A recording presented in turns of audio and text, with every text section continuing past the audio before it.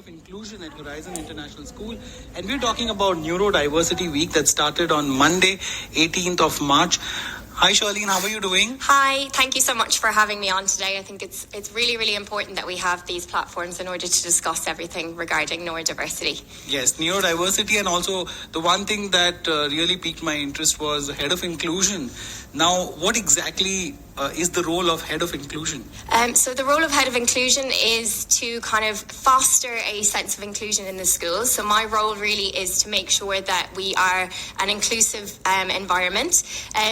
Inclusion is very much a shared responsibility by everyone in the school. It's not to say that everything that I do is just related to inclusion. So we do very much work very hard as a school in developing kind of inclusion to be a mindset. It's not something that we do in addition to teaching. It's something that's kind of at the core and permeates everything that we do in learning and teaching.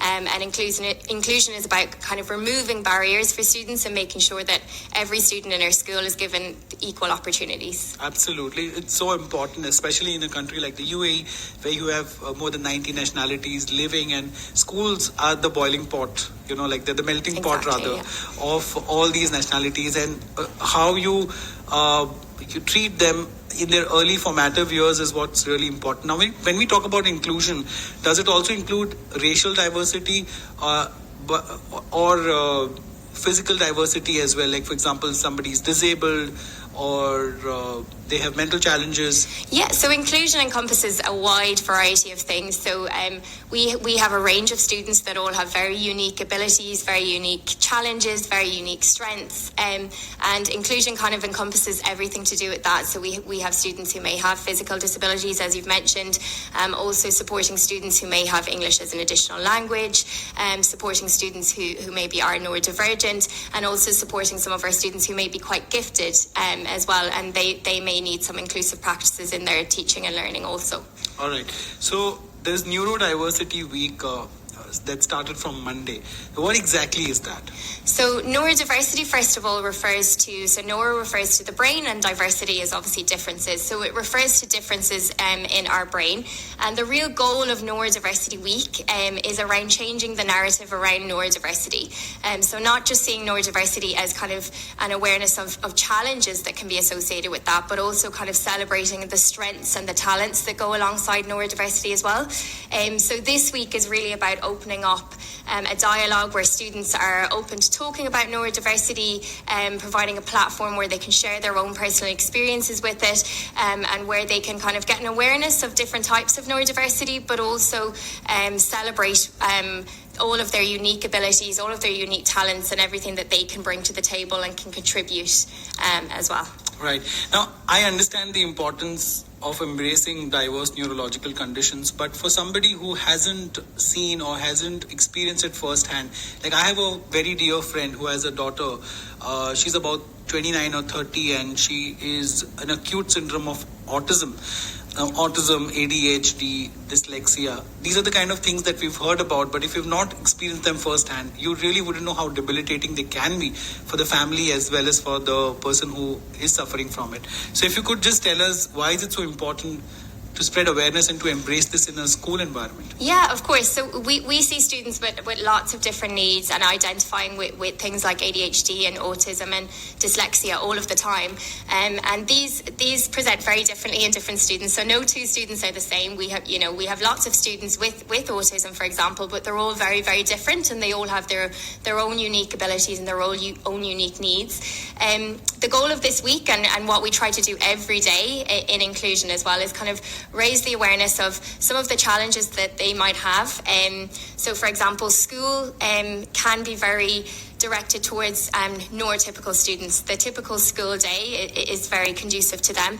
Our neurodivergent students may need us to be in charge of kind of removing some of those barriers to learning. So, for example, sitting in a classroom all day isn't suitable for some of our students. They may need some movement breaks, and they may need some additional resources in the classroom. So if you walk into a classroom in Horizon, for example, you may see lots of different things such as weighted blankets, visual schedules, students taking some movement breaks, students working in small groups.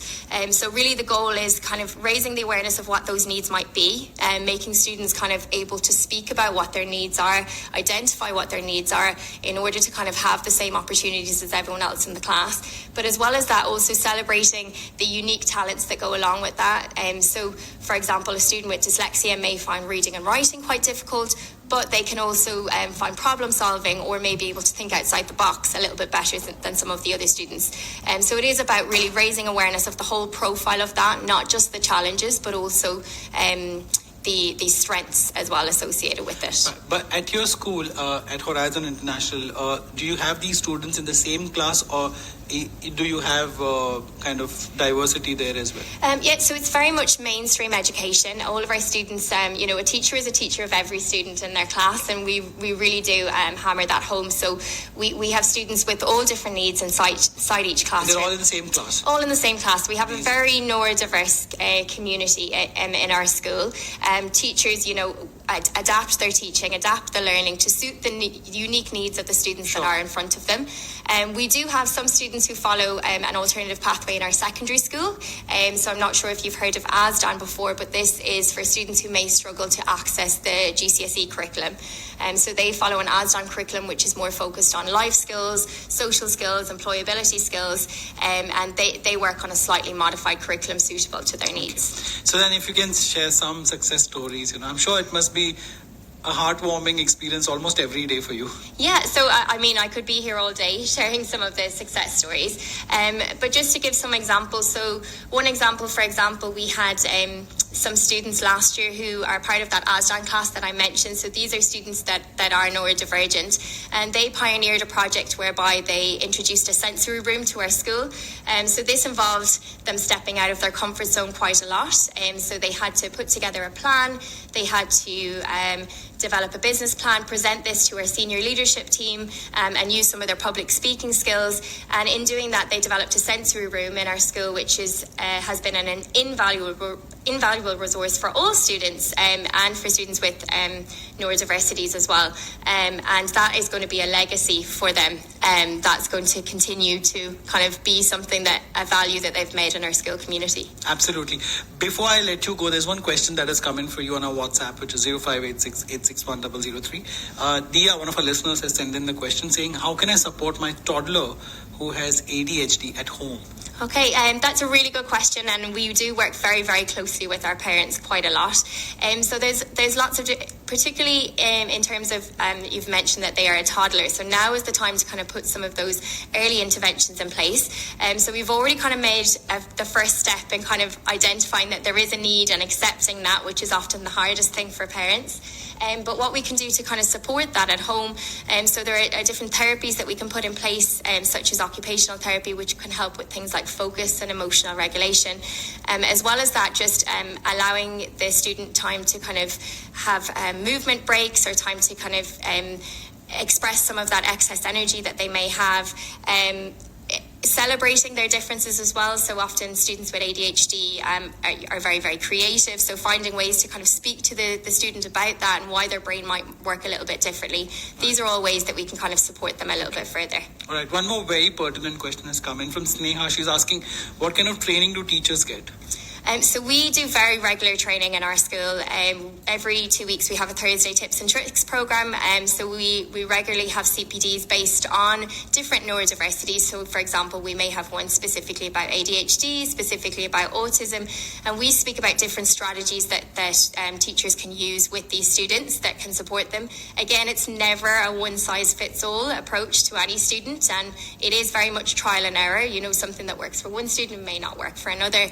So it is about trialing lots of different strategies, but we do have regular trainings and kind of an open door policy. That's a big part of our inclusion team as well, is kind of providing that mentorship and that support for teachers and for parents and for students in identifying their neurodivergent. How many students do we have?